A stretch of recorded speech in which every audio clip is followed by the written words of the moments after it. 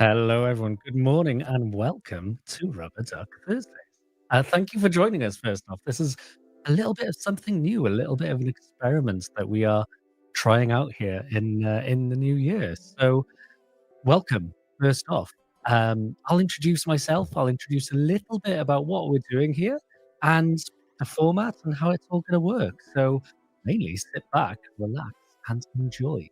So I'm Chris Reddington. I'm from our developer relations team at GitHub, and we've wanted for a little while to have, I guess, a live stream or a show where we can do a bit of live coding, we can have some of this interaction in the chat, and we can go and just build things and just go and make things, break things, and kind of do that loop that we're just used to as developers. So that's really the plan here. It's very kind of informal, very casual. So please jump in the chat, and if you've got questions or anything, we can take those as we go. And good morning in the chat. Hello, hello. Thank you for joining us here. I did love the amount of quacks going on in the chat before we kicked off. That was very fun to see. So I hope you liked seeing those all pop up as we kind of went through with the introduction there as well. So, yeah, Chris Reddington, part of the developer relations team here at GitHub. You've got me here for the next hour or so, but we're actually going to be doing this very regularly. So I think we're going to be looking at doing this on a weekly basis. And actually, my colleague Cassidy, who's based in a different time zone, will be doing another session later today. So I'll share all of those a little bit later. But again, just going to see, get that coverage across different time zones, etc., and make sure we're trying to be inclusive for everyone. So yeah, nice and fun setup here. So, what are we going to do here today? Of course, we're going to do some kind of coding. We're going to do a bit of just building stuff, really, and showing off a few things. So, I figured I was kind of thinking, what should we actually build? What should we go and do? And there's something that I've been working on for a little while, and I figured, why not introduce everyone here to it, and maybe there might be some interest from the community here as well. So, let me bring it up on screen. And let me know, by the way, in the chat if the volume is good, if it's all sounding good, if you can see everything okay. And equally as well, would love to know if you're already familiar with what we're talking about. So, um, a little while ago, GitHub had this project called GitHub Skyline. And one of the things that I've been working on is how can we bring that into the GitHub CLI? So, and awesome. Thanks, Frank. Appreciate about the volume and everything good. Thank you, folks. So, GitHub Skyline, if anyone's not familiar with it, is this kind of cool project where we all love our contribution graph. We're all proud as developers about our contribution history. And of course, we want ways to go and show that off, right? And one of those ways that you can do that is building a 3D model. So, something that looks a little like this.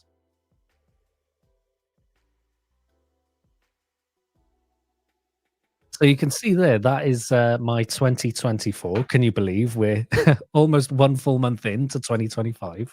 But really, it's a way to kind of visualize that contribution history there. So that was my 2024 history, and we had this site where we used to run it, but instead, what we've built very recently is a GitHub CLI extension.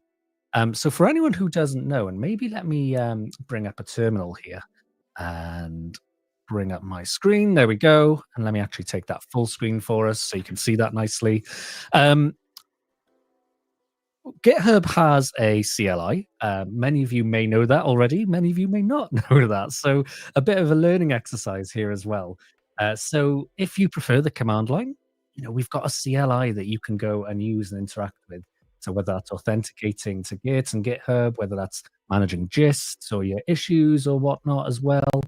But one of the things that you can do is this GitHub CLI extension. And one of the extensions that we have and that I built is this Skyline extension here as well. So I can go onto the command line, I can type gh Skyline if I go and do this. you see you get this kind of nice kind of ASCII art thing going on with GitHub Skyline. You get this little visualization of the contributions in this ASCII art.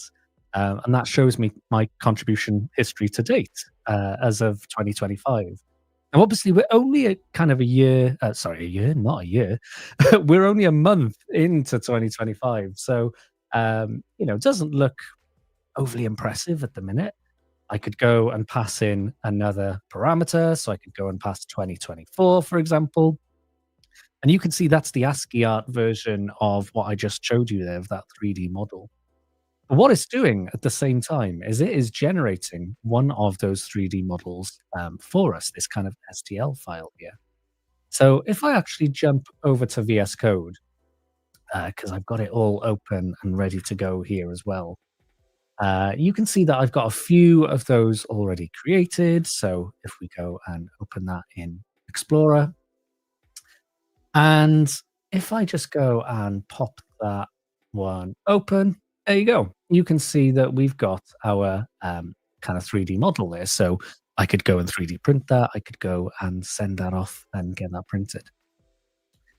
But of course, when we were building this CLI, one of the things we thought was, okay, that's cool, but wouldn't it be even better if you could pass in another command where you could go and do something like, here we go, you could go and do something like dash dash full. So then I can say, right, what is the full contribution history and render that as a model for my entire time on GitHub. So again, you get this kind of year by year playback of that ASCII art, which is then rendering the model behind the scenes. And then we can go and 3D print that then as well. So if I jump back to VS Code again, you can see I've got this other one open here. I bring up my Explorer. I've got to be fair. I may be biased because I did make this, but I think this looks pretty cool. Being able to kind of see all of your contribution history year on year as one big kind of.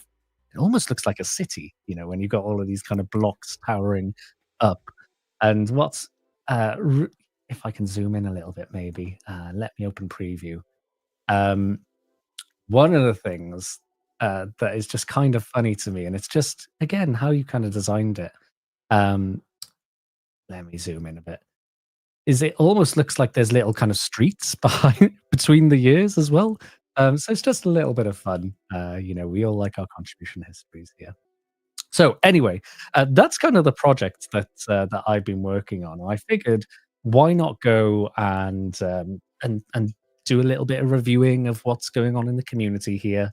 Why not do a little bit of building around that? So that's what we're going to be working on here is GitHub Skyline, GH Skyline. So if this is all new to you, that is completely okay. What I can show you as we just go do this is we have a blog as well available. So last week, and I'm just going to get a link up on screen so you can go and take a look at that as well, if you like. I did a bit of a a bit of a blog in terms of how we built GitHub Skyline, kind of talking through end to end what GitHub CLI extensions are, what the GitHub CLI is. Also talking about then all of the different parts that we went and used. So GitHub Code Spaces, using Copilot as part of it, GitHub Actions as well, Copilot edits, and it's quite a long post, but I wanted to try and be pretty thorough in terms of how you built that end to end. So again, if you're interested in finding a bit more, go and take a look at that because you can go and maybe learn some tips. And again, if there's anything you want to see and want to learn more about, let us know. Let us know in the chat because this is exactly why we're doing this. We want to know what you want to know, and then we'll go and bring some of that more content here as well. Awesome. So let me bring that back, and I think let's get coding. So I can see a lot of love for Skyline in the chat there. So just built my Skyline, so cool. Frank, I can see, is handling the fact that he hasn't got one printed yet. So good job, love that. So good to see that folks are getting those all printed out and sorted there. Love that. So just curious here, what are people's backgrounds? Like, what's your kind of primary language from a development perspective? Because the way that I've written Skyline is as a Go project. So I'm just curious, have we got any Go developers tuned in here today? Are we kind of a mix of different languages? And what kind of things do we build? Would love to just see a little bit of that there. So I can see, Gabriel, we've got some JavaScript and Python, awesome. ISA or ESA, PHP, Garima, Python as well. So, a good mix of languages there already from the few folks that have responded. JavaScript and Shopify Liquid, okay, cool. So we're seeing a good mix of ecosystems there. Python and some Go as well. There we go. So it's going to be fun. It's going to be interesting. We're going to just jump in and do a little bit of management of things here, because I'm sure we all know as developers, we don't write perfect code from the beginning, right?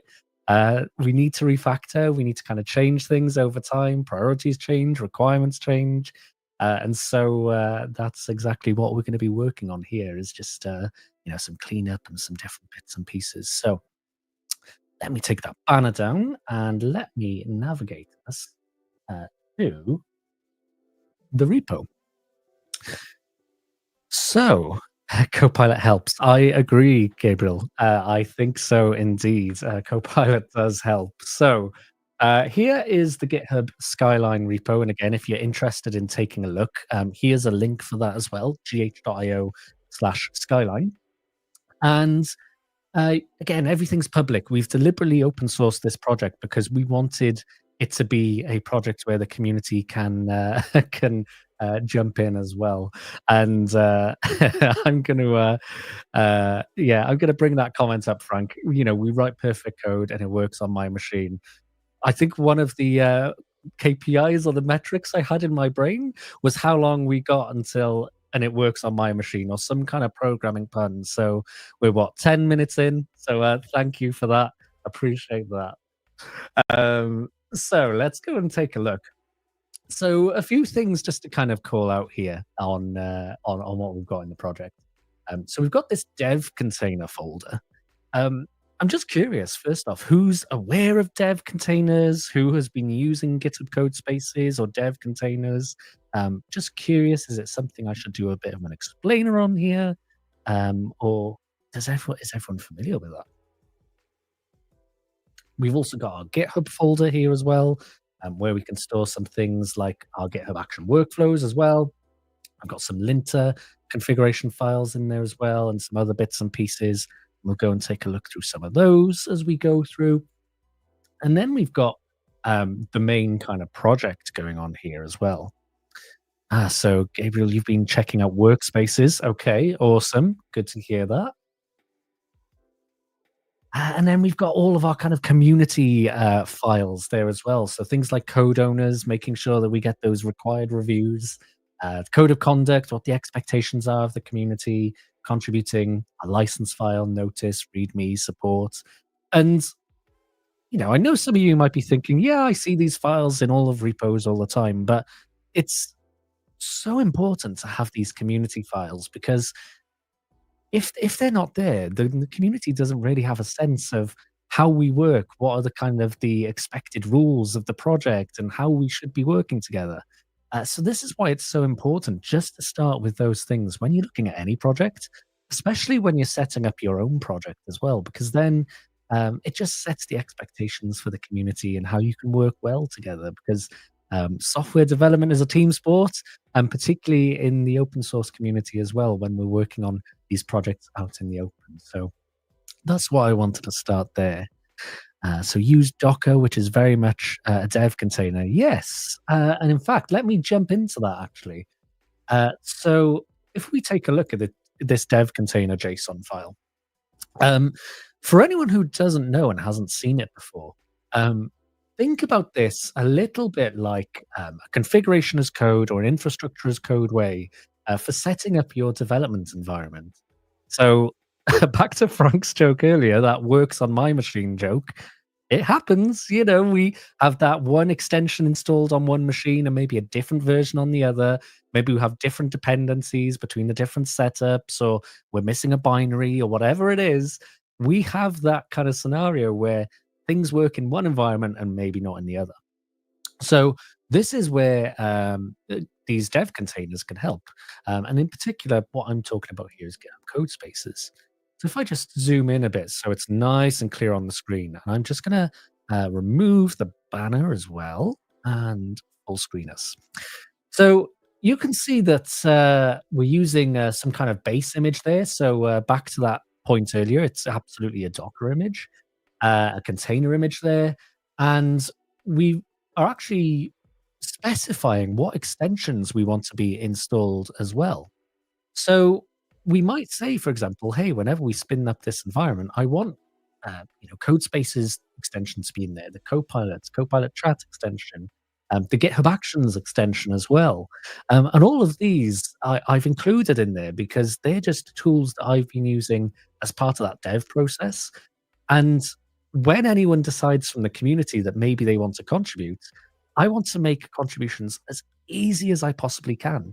So we're kind of lowering that barrier for people to go and contribute, making it as easy as possible. So including those extensions as part of that. Then we've got some tasks. So for things like folks using Copilot Workspace, you may be familiar with those kind of tasks of build, test, and run. And they're just the tasks I can configure and then easily reuse. Features are kind of interesting as well. So features are a little bit like reusable kind of modules or components and things that you would want to install into that code space. So given that I am building a GitHub CLI extension, it's probably not surprising that we want to go and include the GitHub CLI as one of those dependencies in that environment. So that is what that line is doing, is going to be installing the GitHub CLI in that code space for us as well. And then I run some commands afterwards then. So installing some additional kind of tools that I use in the build environment there. And that is it. So it's really just a recipe. It's like a set of instructions that we can go and use to go and just have a repeatable dev environment. So where do I find a list of those base images? Great question, Gabriel. There is, I'll dig it out in a sec if that's okay, because I am horrible at multitasking. So I will try and dig that out in a moment for you. But there is a repository of a load of example dev containers that you can go and use. And that's where I normally start, is those kind of example dev containers there. So I'm just going to bring that off screen. And I'm just going to go and dig that out here a sec for you. I will share that in the chat momentarily. So let me go and find it. Let me see. Mm,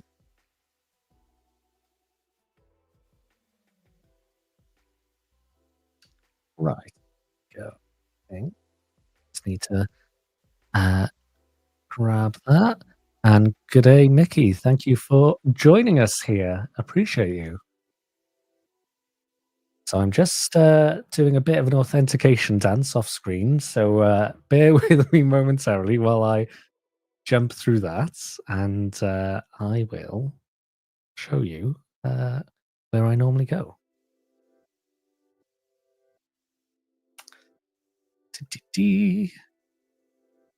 Right. Good. Okay. So hopefully then I've ended up in the right place that I'm thinking of. Yes, good. So let me share my screen again. I'm going to drop this into a banner so you can go and get that as well.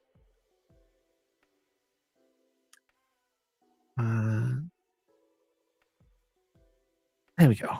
Cool. Right. So there we go. github.com/dev containers. And when you go to that GitHub organization, you'll see that there is this kind of images repository here as well. And I think that's where I normally go. So bear with me while I just load a couple of things up. Uh, right, there we go. Cool. So this is the repo that I normally go to, I think, this images repository. And then gotta remind myself, I think I go into the source folder. Here we go. You can find a number of these different examples in here. So I think the Go one, for example, that I based my code space off was from here. So you can go and jump in, take a look at this dev container JSON, and then there's some examples in there that you can go and use. Um, and I think that all I did actually was I just rather than using that kind of base dev container, I just took the image from here and then built the rest out myself, just because of the environment that we need in there. Um, Interesting to see the chat again. The most difficult part of printing the skyline is not the CLI, but picking the PLA color to go and use. I'm gonna take that as a compliment that I've created such a rich dev experience there on the CLI. But what I will say, actually, I can't take credit for that. The GitHub CLI team have done an awesome job of having like a paved path of setting up an extension. So if anyone's interested, by the way, I'm more than happy to kind of dive a bit into that initial setup process as well, and how I worked on that side. But I agree. The color is definitely the challenge. And I've got to give a shout out to my colleague Ashley, who was able to print that out for me. I love the color of the bright green there, actually. It shows up really well on camera as well. So that's pretty fun. So, yes, so this is the repo where I normally go, Gabriel. I'm sure there are a number of other places that you can go and you can kind of grab those, but this is where I typically go as a starting point just for that base image. So hopefully that helps. If anyone's got any other tips and wants to share those in the chat, please do because I would love to hear them. One of the, and is it in here? Yeah, one of the ones which is always useful as well is this universal image because it has, if you're not quite decided what you need yet, it has a lot of stuff in it. Has a lot of languages, a lot of platforms, frameworks, etc. So can help you get going very quickly there as well. So excuse me, that's definitely one to go and take a look at and take a peek into. Cool. So yeah, that is the dev container stuff, and that's effectively how that's configured. And then the beauty of that is anyone can then go to this repository. You could go and fork that, for example. So you've got your own kind of version that you can work on in isolation and commit your changes upstream. And then when you come into this code button, obviously we're all used to going, right, I need to click, get the URL, do my git clone, bring that locally. But instead, you can go and click on the code space. And then it's just a case of clicking the button there. And then you can do it in your web browser, or there's a number of different editors that you can load up code spaces in as well. For example, I often use VS Code, and then it'll go and spin that up on demand for me. So it'll install those extensions, it'll go and use that base image, it will have the GitHub CLI installed as well as that feature that we mentioned earlier. And it just makes it very easy then for anyone to go and contribute. So to that point earlier, it works on my machine. You don't need to worry about installing dependencies and all of those kind of challenges that come with that. So that is why I'm just such a big fan of this kind of code spaces and dev container approach. It just makes that a lot easier and seamless to go and get set up there. And hello, good morning, hello, good afternoon, maybe Bilal, wherever you are in the world. Welcome. Thank you for joining us there as well. Um, so yeah, and the beauty of that then as well, you can go and take a peek in the logs. So we can see right now it's going and pulling a load of the container images there as well. So normally the way when I'm showing this off, I go and show the template while this is building. So we might just need a moment to go and do that. Uh, there we go. A great analogy again there, Frank. Code space is like here. Just to be sure, use my machine. I love that. And hey, Juan Carlos, welcome. Thank you for joining us this morning. There we go. So we can see number of those layers are done there. And then again, this is just kind of my observability into what's happening. So it's installing that last step for us. Looks great. And we can see on the left-hand side, we've got our files. So you can see that it took what, maybe a minute or so there as well. I didn't have that container image pre-cached. So there are ways that you can optimize that as well. And I haven't spent really any time trying to optimize that underlying image. So again, that could be something maybe for a future session there as well. But there we go. So README's loaded up. We've got that all there. Still installing a few bits for us there. But once that's all done, there we go. It's activating our extensions as well. I just want to kind of prove to you and show you that this does just all work. So always good to kind of do that live, just to kind of show that off. So we'll just give that a moment to go and finish up, and then we'll go and do that. Great. There we go. Finished configuring code space. Awesome. So let me just open. Oops. Let me close Copilot for now. We'll come back to Copilot later. So let me go full screen here again. And what I'm going to do here, and I'm going to just go and run this rebuild script. And again, one of the things that I could do maybe, and whatever we decide we want to do here as well, we could convert this into like a make file or something if we wanted. But I just made this as a simple little bash script here. And all it does is it removes any existing GitHub Skyline extension, because when I'm in that inner loop of development and I'm trying something new, I want to go and rebuild that CLI extension so I can test it locally. And when I say locally, I mean in this code space. It's not necessarily on my machine right now, by the way. So I've got this script where it'll remove the extension. It'll then go and build the extension for us. It'll install the extension, and then it just goes and runs the Skyline. I've got like a little duration thing then there as well. So we can go and run that. It looks like it's downloading a few packages in there for us as well. So it might take a little bit longer than normal. And then what we should get at the end of it is we should get that ASCII art. We should get that STL file there as well. And there we go. It's done. So you can see there, right? It pulled all of those additional, I guess, packages there I think we've got. Yep. Then installed the extension, ran the Skyline, and, executed that Skyline there as well. And good feedback in the chat there, folks. So on Twitch, the notifications are a little bit easier as well. So yes, we plan to do this regularly. So feel free to subscribe on Twitch or subscribe on YouTube as well.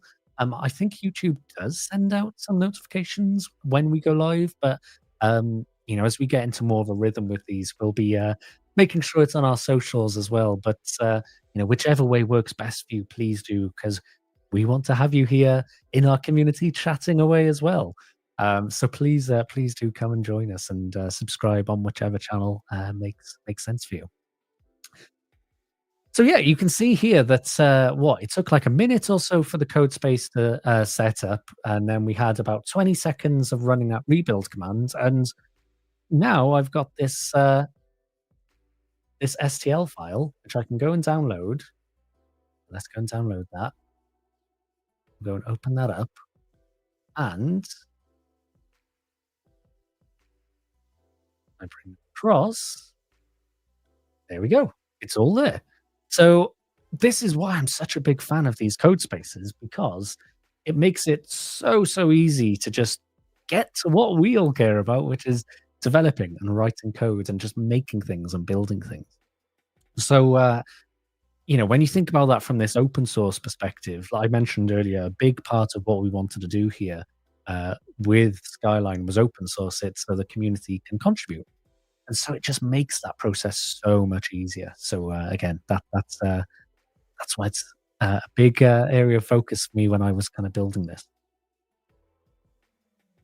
Okay, so, let me, oops, clicking the wrong keyboard commands, there we go. So I think, yeah, we're still in the browser here. So what shall we do? Do I have any suggestions or contributions you are looking for in this thing? Oh, thank you, Frank. That is a wonderful, wonderful question. I love these types of questions.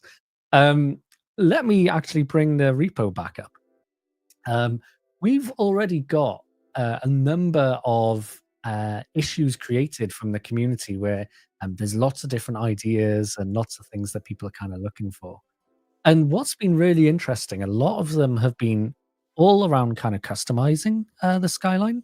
So, maybe being able to kind of place different things on there, being able to have, rather than 2025 as a year, starting from an arbitrary date. So there's, I think, already a number of different suggestions, but if there's anything that folks are kind of looking for, it would be awesome to go and raise an issue there as well and join as part of that community. So, yeah, thank you for the question there, Frank. Um, I think there's a few things already. There's a couple of pull requests that we're working on, and I probably won't do those during this session.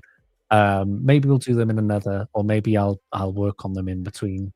Um, but there's kind of some quality of life improvements that have gone into it. Like Chris has done a really good job at improving, for example, the font, uh, uh, the resolution of the font, I should say, because I don't know if it shows up really well on. Oops, no, I don't want to go that one. I want to go back here. There we go. Oh, and my camera has frozen. That's good. Hold on. Let me just do this. That's fun. I'm going to come back and fix that. Um, but and I'll show you the kind of model render in a sec. But the text as I've got it right now, it looks a little bit pixelated, and Chris has done a really good job at making that a little bit crisper. So there are a few things that I was working on with him there, just to kind of make that a little bit nicer. So I think quality of life improvements. But equally, if there's things you'd like to see, please go and jump into the community. Would love to go and see those ideas because yeah, this is absolutely something we want to be representative there. Now, just bear with me, folks. I'm just going to go and take a look and see what's going on with my camera. So I'm just going to go and put the ducky back up a sec, and I'll be back in just one moment.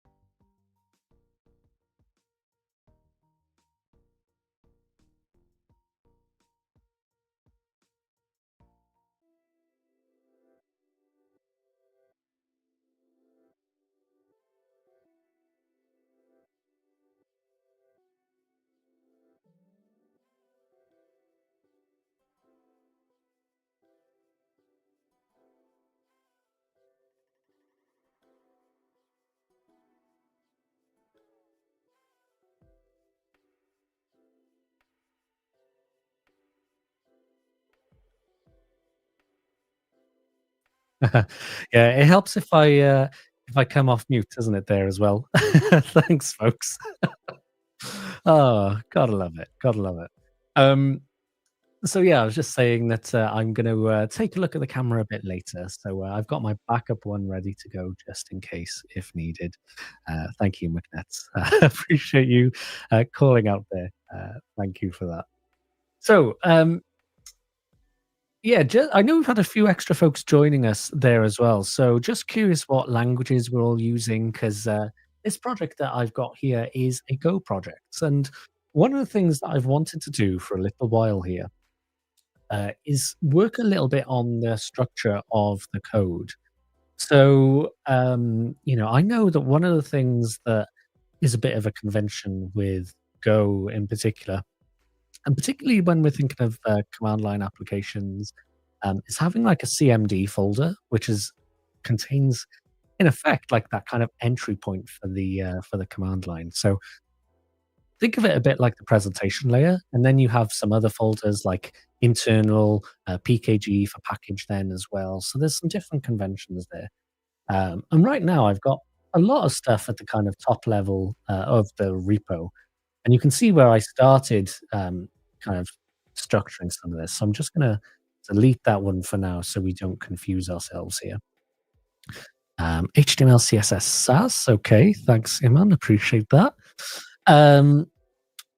Yeah, so that's kind of one of the things that I wanted to start working on here today is thinking about the structure of the repo and the code and kind of putting it to some conventions. That's what I was thinking of doing. So what I figured we might do is we could just start doing some rubber ducking with Copilot.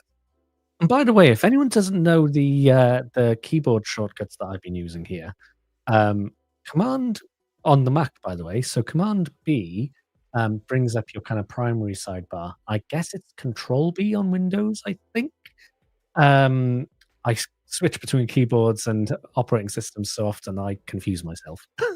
But Command B, I think Control B, and then Command and Option B for this secondary kind of pane here then as well. And I think it might be Control and Alt maybe and B then for Windows as well. But this is all readily available in like the VS Code docs, for example. Oh, I've got to bring this comment up. It's going to be a small project. I won't need any structure. Number one lie I tell myself. I think we all tell ourselves that, right? But I, is that necessarily a bad thing? Like, you don't want to start with something incredibly heavy. This is the point with kind of developing is it's not one and done. We don't write the perfect thing straight away. We iterate over time. And so, the structure that we need later on in the project wasn't what we needed at the very beginning. So, personally, I think it's a really pragmatic way of thinking, Elan. So thanks for sharing. And correct, H. Thank you for calling that one out as well. Command and J for the terminal as well. And those three commands there I use all the time. So yeah, good ones to be aware of. And no, McNets, I don't believe comments get sent between the different platforms. So that's why I'm trying to keep up with things and kind of call things out so everyone feels connected there as well. So yeah, hope that helps. Good. So let's go and bring Copilot up. So again, just in case anyone hasn't used Copilot yet, what I've got here on the right-hand side is Copilot Chat. And in fact, I've got Copilot Edits as well. So this pane is a little bit like my command center for working with GitHub Copilot. So you can see I've got my chat pane here, for example, and I've also got my Copilot Edits pane as well. So think about chats as being more like that rubber ducking. I'm kind of chatting through things, trying to get some maybe some example snippets, etc. Whereas Copilot Edits is more like, hey, Copilot, I want you to go and do that thing. Just go and make it happen, please. Thank you. And that's just one of the ways you can interact with Copilot here as well. So if I just jump into, I don't know, let's see, let's go to main.go. I might go and say something like, write a function that, there we go, that matches the GitHub client interface. So You can see what it's done there is taken the context of the file and predicted what it thinks the rest of the comment is gonna be. But actually, I was gonna say, that adds a few numbers together, something like that, you know? And then it goes and, gets nudged in the right direction. And that's the important thing with these, kind of AI tools is the context that you're providing into things. So as an example, when I'm chatting with Copilot Chat, one of the things that I can do, for example, is you can see that because I've got that file open, it's automatically got this kind of pane here, I guess, where I can say, oh, I want to bring in the context of this main.go current file. I can either turn that off or on if I want there as well. But equally, I can go and specify some other kind of context that I want to bring in to Copilot there. Now, the important thing is making sure that you're kind of choosing the right context for whatever you're trying to do. And that's such a difficult question, right? Like, what is the right context for what I'm trying to do? And the way I like to think about it in my mind is if I'm trying to solve the problem, what is it that Chris needs to know trying to solve this problem? So if I'm, writing my new Hello World application, my new Hello World method, or that kind of add method there, do I need to know what's going on in the entire code base? Probably not. But if there's functions which are like math helper functions that we've got in the repository, then I should probably include those because that's context that then Copilot knows about and can maybe reuse some of those functions and call those rather than reinventing the wheel. So context is important when you're thinking about these tools. So as an example, we could go and do something like this. We could go and select a code base, or we can use the at command, and we can use something like the at workspace command. And then what that will do is that will effectively go and have a look at the files in the repository and just try and decide what might be the most appropriate to kind of use in the context. So I might say something like, how could I restructure this project to follow typical Go conventions? And then I can choose as well which of those models that I want to go and use. So I don't know. Let's leave it as O1 Mini for now. Maybe we can just have a little bit of a check between the different options. And I need to go and sign in. So I'm just going to do that off screen a moment. I did some resetting up of things this morning just before going live. So continue, allow. There we go. Good. I'm just going to check I'm signed into everything else. I think I am. Continue. Good.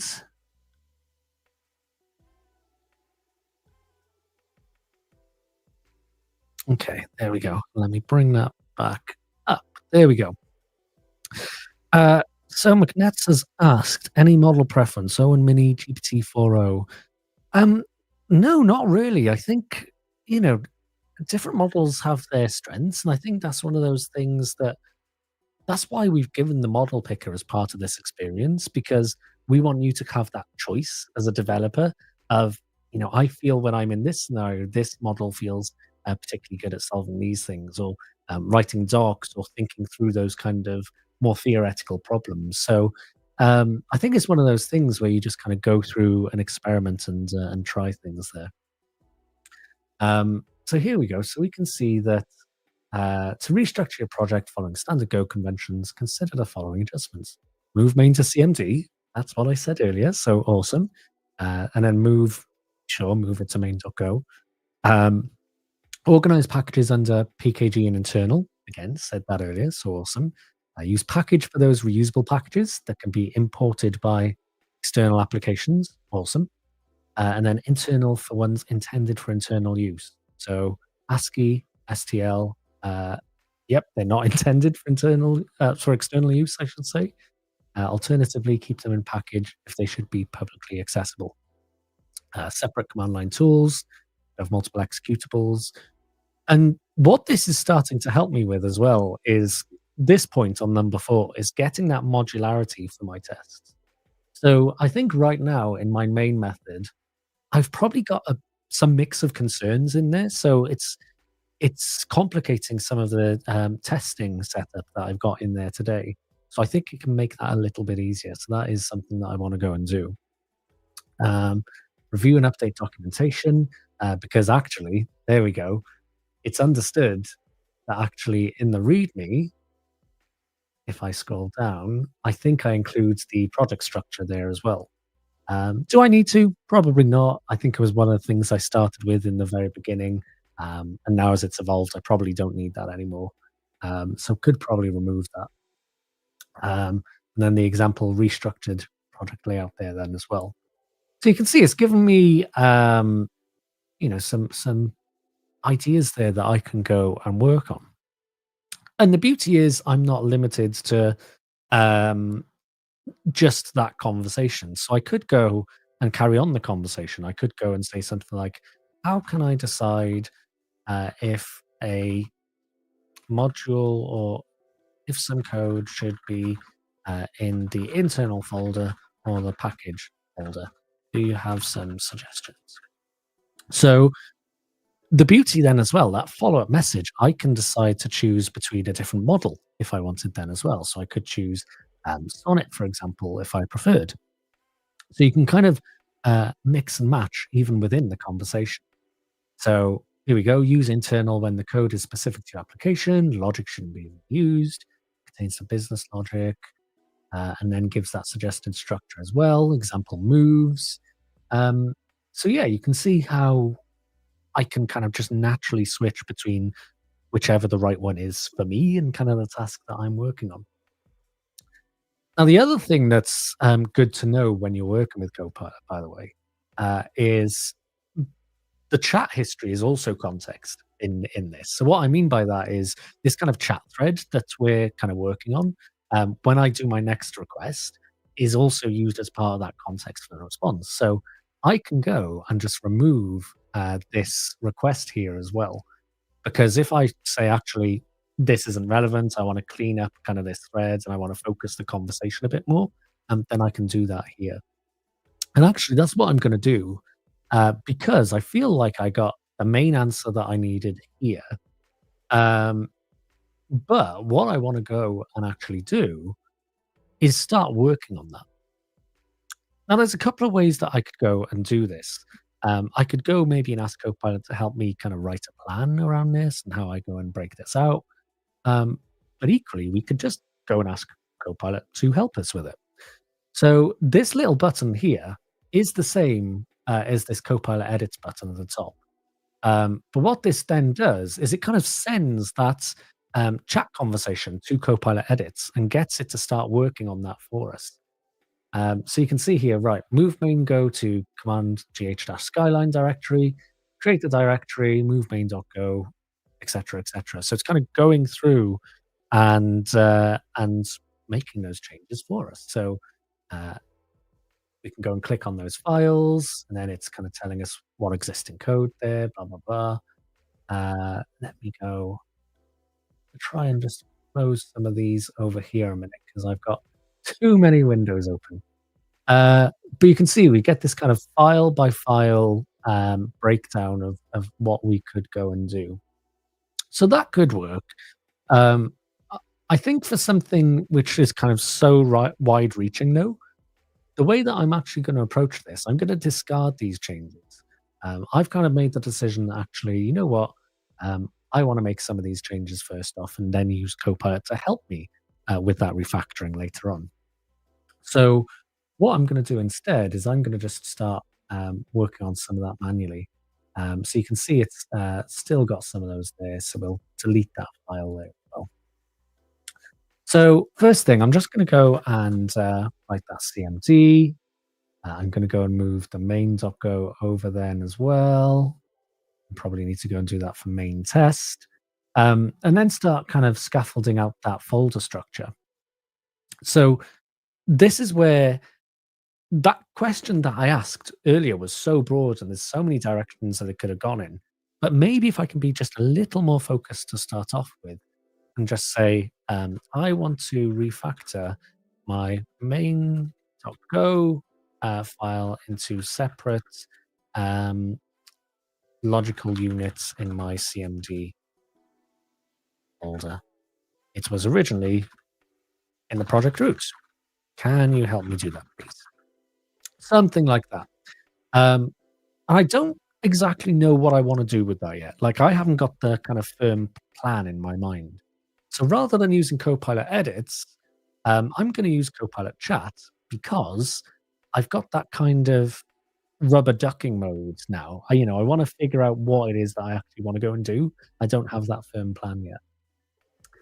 And a bit of a tip for folks here as well, by the way. If you're using multiple files or you kind of want to bring in the full file context or whatnot, you can actually go and drag and drop the files onto this chat pane here. So then you're bringing that context in. The other thing you can go and do is you can hit this attach context button, and then it brings up some of these recent files. And then if you use control and write, oh, no, sorry, it's not control and write. Let me get it right. Come on, Chris. I think it was option and write. There we go, option and write. It then brings that file into the context for the chat conversation as well. So again, if you prefer that kind of keyboard approach or just drag and drop, there's an option there for you as well. And hey, VetDev, welcome to the stream. Thank you for joining us. Glad to have you here. So yeah, so let's go and try that one out and see what it goes and does.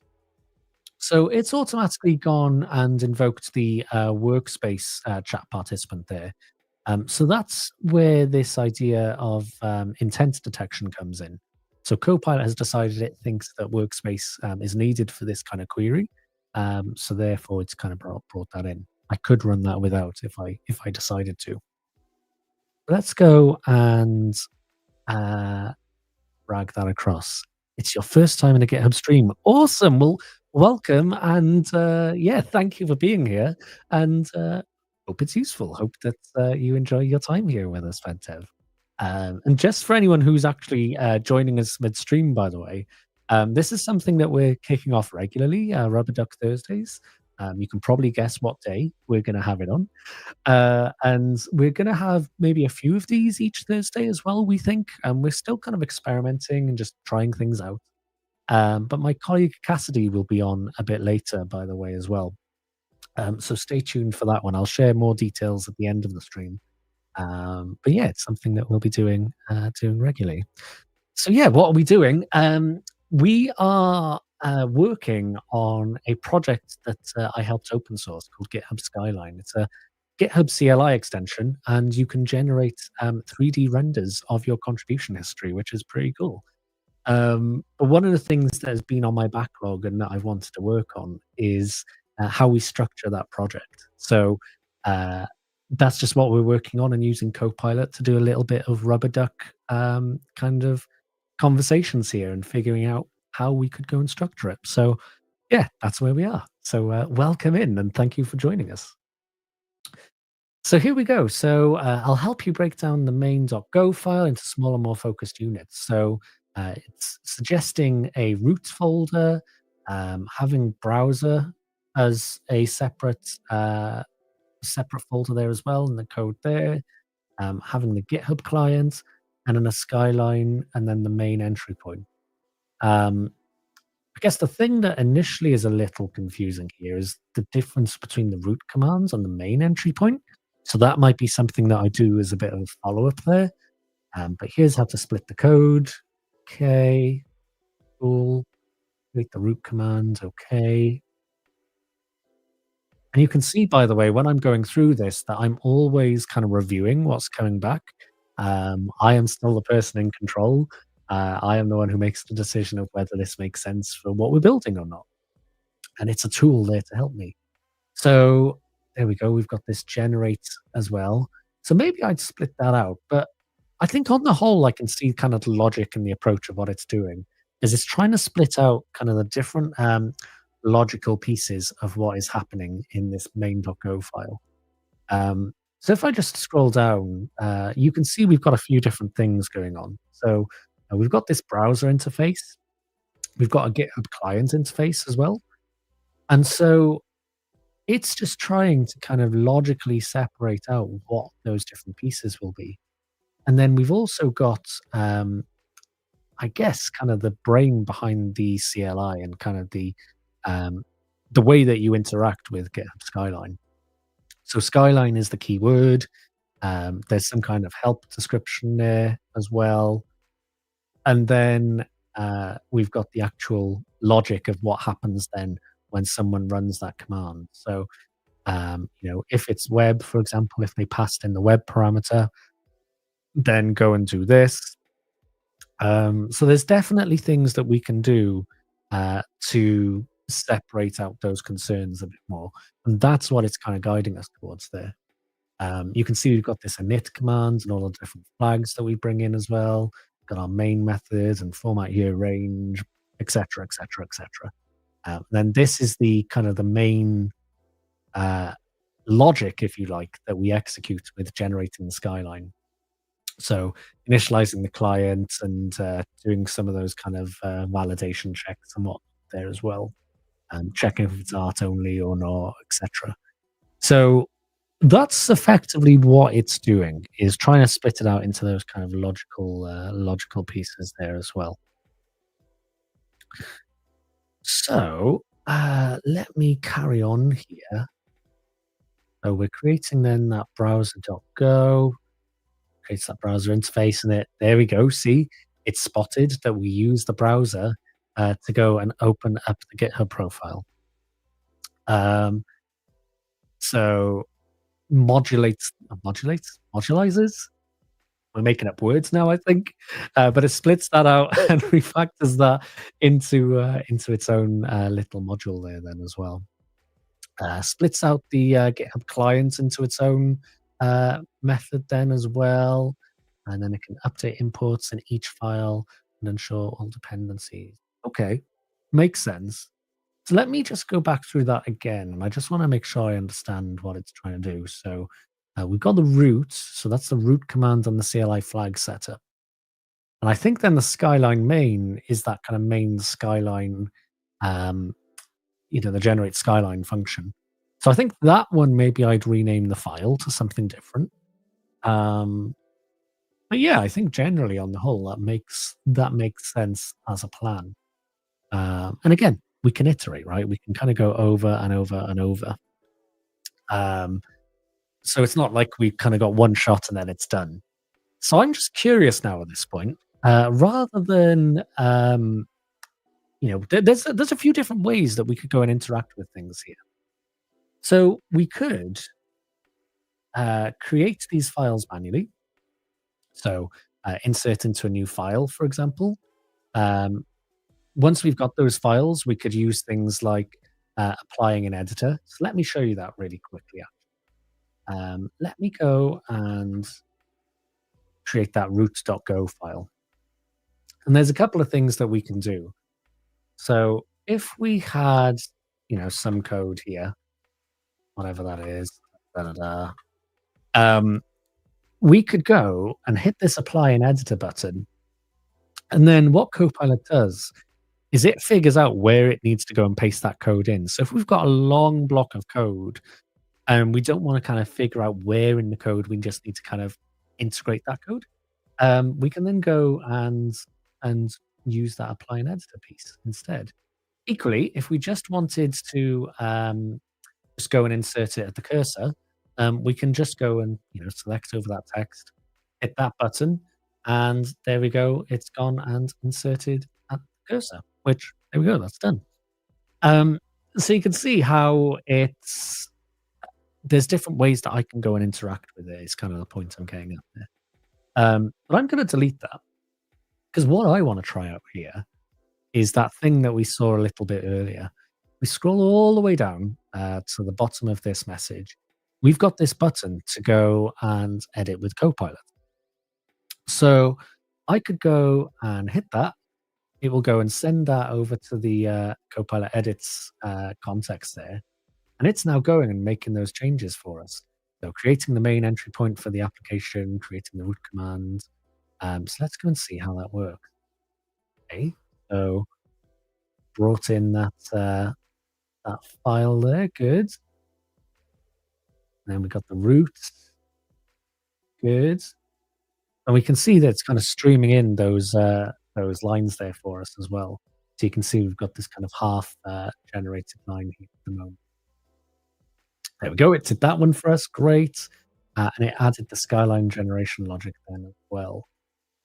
So there's a few things that I need to go and sort through and figure out. Um, like where pass year range has gone. Um, Let me just go and take a look at that. Has it gone?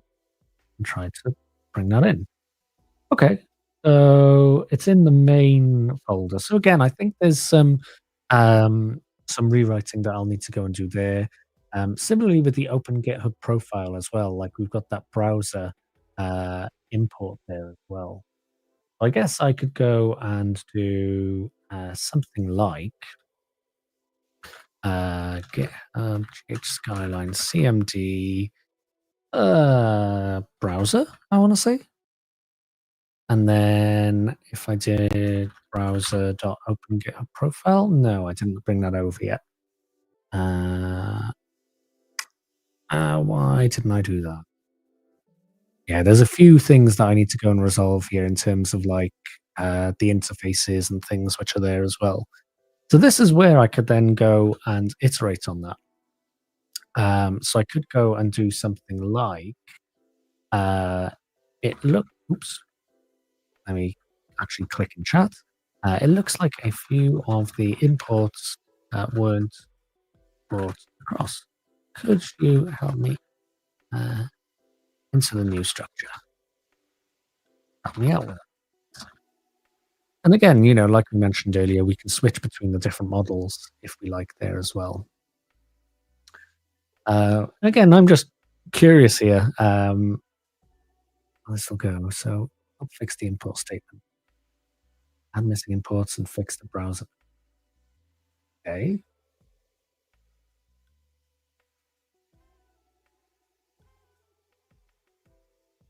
Need to change the browser as well for us. Okay. So it still looks like because we've lowercased it, I think. And we didn't export it properly. Browser.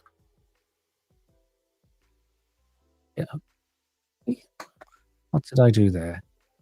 Has no feed. Oh, I know why. Because we've got competing browser people. And we didn't bring the import back in. Okay.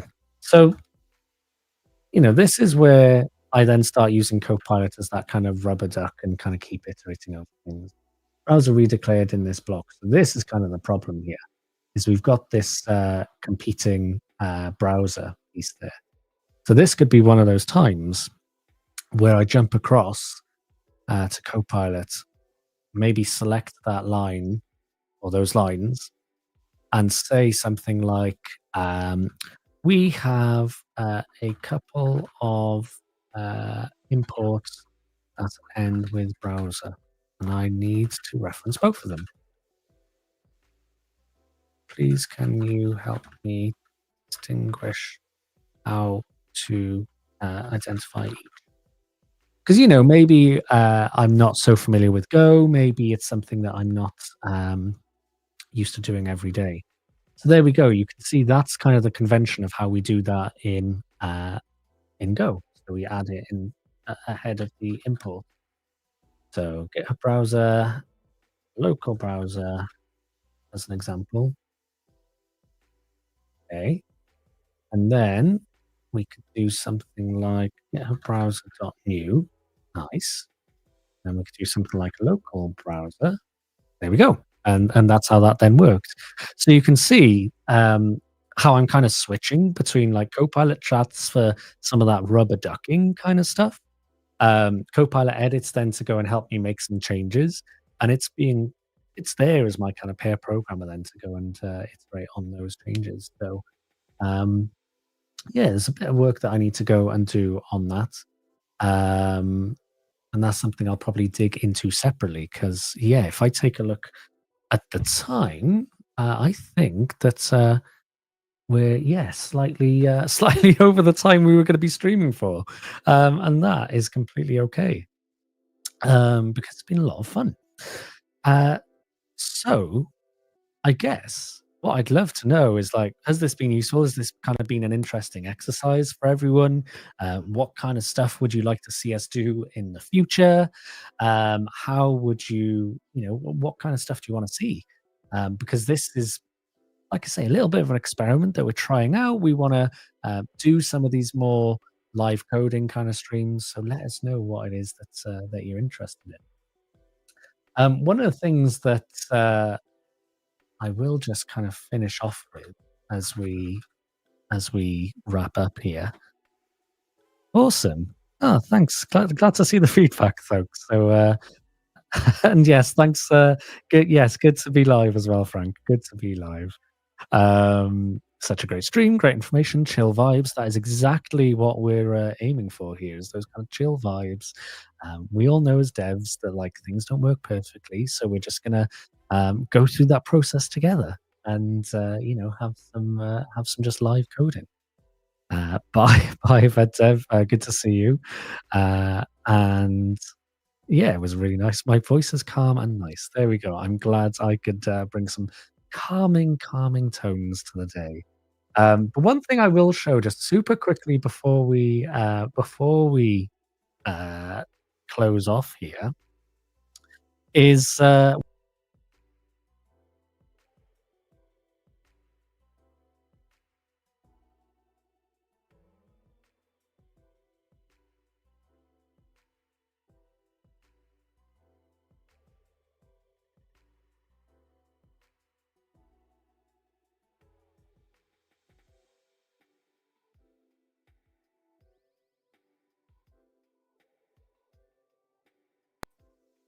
I'm muted. Ah, there we go.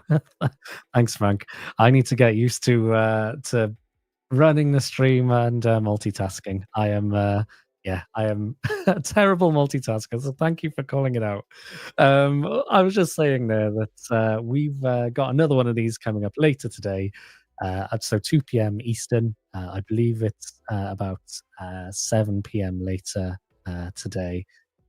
So please join Cassidy. Cassidy is awesome. And I know she's got some exciting things planned there as well. So if you're interested, do go and join. So that's been it, folks. Thank you for joining us today. And I'm going to once again leave you in the very capable hands of Ducky. See you soon, folks.